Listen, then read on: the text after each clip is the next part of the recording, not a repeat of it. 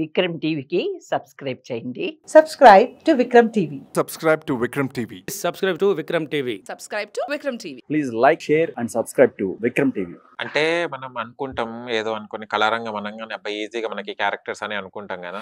దిగిన తర్వాత అంటే మీరు ఒక మోసపోయారు అక్కడ. యాక్చువల్లీ చూపాలంటే 300 ఇచ్చి ఒక పక్కకున్న దాన్ని కూడా 300 ఇచ్చొచ్చు అంటే you don't know about that. కానీ అలాంటిదప్పుడు ఇండస్ట్రీకి వచ్చినప్పుడు మీ కోటి అనే అబ్బాయి కూడా ఏం తెలియదు. అంటే మీరు మేనేజర్స్ ని అండ్ అంటే ఇట్లా వెళ్ళాలనే వేని మీరు ఎలా కనుక్కున్నారు? యాక్చువల్లీ 3 months సర్వే అని చెప్పాను కదా. ఈ 3 months సర్వేలో అక్కడికి బయట ఫ్రెండ్స్ తో తిరగడం, వచ్చిన ఫ్రెండ్స్ ని మీరు ఏమవుతారంటే నేను యాక్టర్, నేను దిగిన ఏరియాలో ఎవరిని చూసినా నేను పలాంది అవుదామనే వచ్చాను. యాక్టరు, డైరెక్టరు, కెమెరామ్యాన్, ఇండస్ట్రీలోకి సంబంధించిన ప్రతి ఒక్కరు అదే మాట చెప్తా ఉన్నారు. గణపతి కాంప్లెక్స్ దగ్గరికి రావడం అలవాటైంది. సో ఆన్ ఫ్రెండ్స్ ఉన్నారు.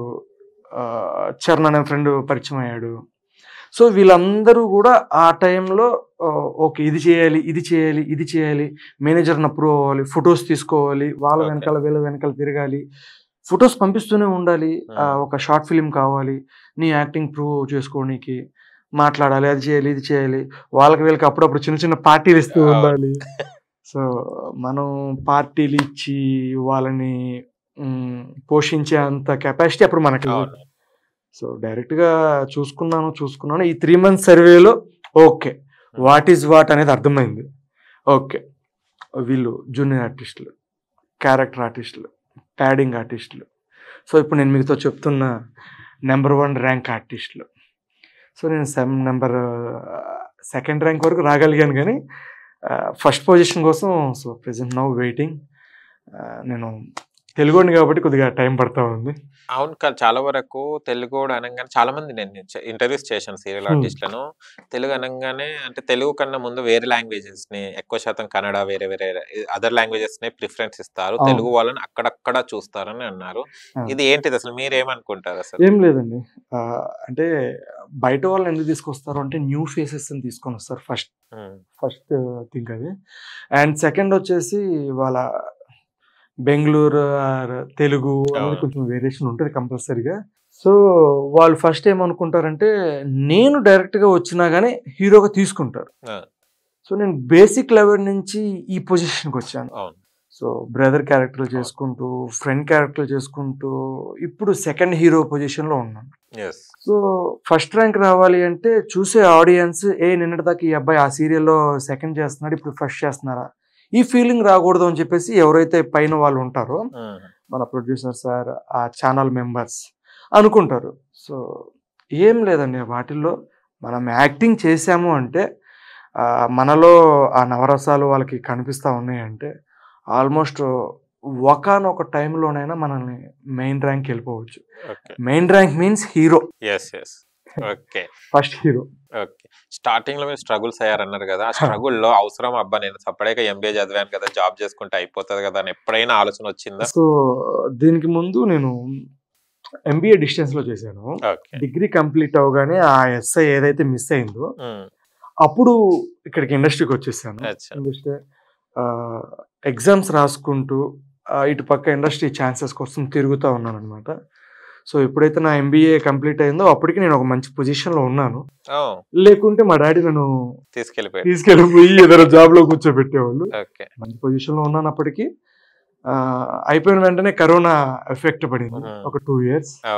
అండ్ నా 2022 అండ్ మిడిల్ ఇయర్ నుంచి మళ్ళీ వార్మప్ చేసుకొని స్టార్ట్ అయ్యాను. సో మళ్ళీ మంచి పొజిషన్ కి అయితే రీచ్ అయ్యాను. పేరెంట్స్ ఎలా సపోర్ట్ చేసేవాళ్ళు? అంటే తెలియని ఊరు, అబ్బాయి వెళ్తున్నాడు అంటే పేరెంట్స్ ఎవరికైనా భయపడతారు, తెలియని ఏరియా, తెలియని ఫీల్డ్, ఇది పేరెంట్స్ ఎలా ఎంకరేజ్ చేశారు మీకు అసలు? పేరెంట్స్ ఎలా ఎంకరేజ్ చేశారు అంటే స్టార్టింగ్ లో ఒక 6 months వాళ్ళకు కూడా భయం ఉండేది. ఏంటి వీడు ఛాలెంజ్ నెగ్గలుగుతాడా లేదా, అసలు ఇండస్ట్రీకి వెళ్తున్నాడు, ఎంతో మంది ఉంటారు అక్కడ, వీడికంటే అందమైన వాళ్ళు ఉంటారు, వాళ్ళకే చాలా ఛాన్సులు రావట్లేదని వింటా ఉన్నాము, వీడేందో తోపులాగా వెళ్ళాడు, ఏమవుతాడో ఏమో అని చెప్పేసి స్టార్టింగ్ ఒక 6 months వాళ్ళకు కూడా ఉండే. సో 6 months వరకు అమౌంట్ పంపిస్తూ ఉన్నారు నాకు. స్టార్టింగ్ స్టేజ్ కదా, ఆ హాస్టల్స్ అటు ఇటు తిరగడాలు. పేరెంట్స్ వల్లనే అవుతది. సో అది అయిపోగానే ఇంకా 6 months తర్వాత మరి నాకంటూ ఇక్కడ ఒక 10,000 15,000 ఖర్చు అవుతూ ఉంటుంది. అవును. సో ప్రతిదీ వాళ్ళ ఇంట్లో వాళ్ళకి ఉంటుంది, మా ఫాదర్ వాళ్ళకి, మా బ్రదర్ వాళ్ళకి.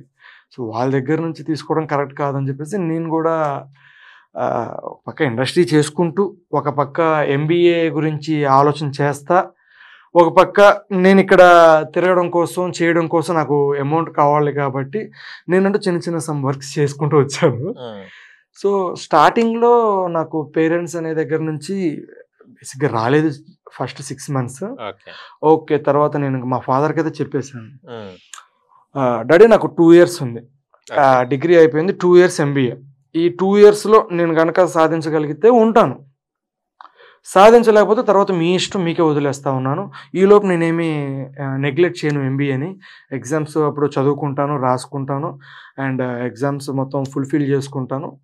ఎప్పుడైతే లాస్ట్ ఎగ్జామ్ ఉంటుందో ఆ టయానికి నా పొజిషన్ చూడండి, వర్కౌట్ అయితే ఉంటాను డాడీ, లేకుంటే మీ ఇష్టం.